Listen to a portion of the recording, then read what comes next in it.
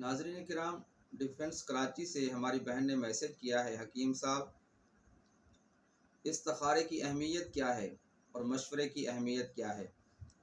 آپ قرآن اور حدیث کی روشنی میں ہمیں بتائیں۔ بعض معاملات ایسے ہوتے ہیں جس میں ہمیں بہت بڑا نقصان ہو جاتا ہے، خاص کر بزنس اور اس کے علاوہ رشتوں کے معاملات، جو اور بھی کوئی اہم کام ہوتا ہے تو بعد میں ہم پریشان ہو جاتے ہیں، نادم ہو جاتے ہیں، شرمندگی کا سامنا ہوتا ہے۔ ہمیں کیا کرنا چاہیے؟ آپ ہمیں قرآن اور حدیث کی روشنی میں اس کا کوئی حل بتائیں۔ ناظرین کرام، دنیا کے تمام مذاہب میں ایک بات مشترک ہے، وہ ہے انسانیت کی خدمت۔ مجھے کچھ خبر نہیں تھی، تیرا درد کیا ہے یا رب، تیرے عاشقوں سے سیکھا تیرے سنگ در پہ مرنا۔ مسند احمد صفحہ نمبر 157، حدیث نمبر 4269 اور جلد 3۔ آپ صلی اللہ علیہ وسلم کا ارشاد ہے، ما خاب من استخار وما ندم من استشار ما عال من اقتصد۔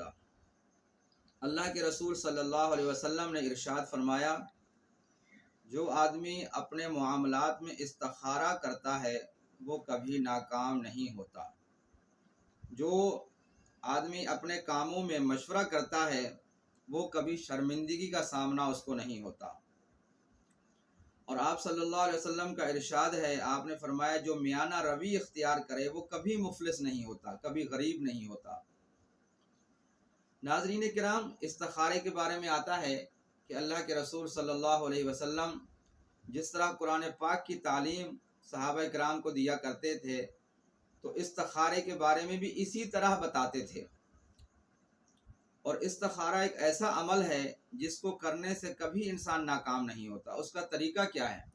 اس کا طریقہ یہ ہے کہ آپ 2 رکعت نماز نفل پڑھیں، رات کو نفل پڑھنے کے بعد سو جائیں، مسلسل 3 دن تک اللہ سے دعا کریں کہ یا اللہ یہ جو میں کام کر رہا ہوں یا کر رہی ہوں یہ بہتر ہے یا نہیں ہے۔ جس طرح پھر آپ کا دل مان جائے، آپ کا گمان غالب ہو، بس وہ کام کر گزریں۔ اگر پھر بھی سمجھ میں نہ آئے تو کسی نیک اور بندے سے، اللہ کے کسی نیک بندے سے جو دیانت دار ہو، اس سے آپ مشورہ کر لیں، کیونکہ اس کی وجہ یہ ہے مشورہ بھی سنت ہے۔ بعض لوگ مشورہ نہیں کرتے اور پھر وہ بعد میں نقصان اٹھاتے ہیں، پھر شرمندگی کا سامنا ہوتا ہے تو پھر پریشان ہو جاتے ہیں۔ مشورہ ہمیشہ اس بندے سے کرو جو مشورہ لینے والے کا فائدہ سوچے۔ کبھی ایسا نہ ہو کہ اپنی ذات کے لیے وہ مشورے میں جو ہے نا ڈنڈی مار جائے، تو اس سے پرہیز کریں۔ اور اللہ نے اگر جو بھی دیا ہے اس میں میانہ روی اختیار کریں۔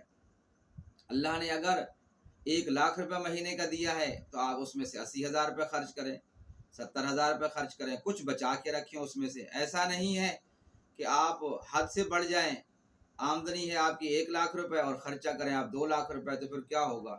غربت ہی آئے گی، ظاہر سی بات ہے، پھر بعد میں ہاتھ پھیلانا پڑے گا۔ تو ناظرین کرام، یہ استخارہ مشورہ یہ بہت اچھی چیز ہے، اور کیونکہ عقل کل کوئی نہیں ہوتا، ہمیشہ جو انسان بڑوں کی مانتا ہے، جو قرآن اور حدیث کے مطابق زندگی گزارنے کی کوشش کرتا ہے، وہ کبھی پریشان نہیں ہوتا۔ اللہ تعالیٰ آپ کا میرا حامی و ناصر ہو۔ جہاں جاتے ہیں ہم تیرا فسانہ چھیڑ دیتے ہیں، کوئی رنگ محفل ہو تیرا رنگ محفل دیکھ لیتے ہیں۔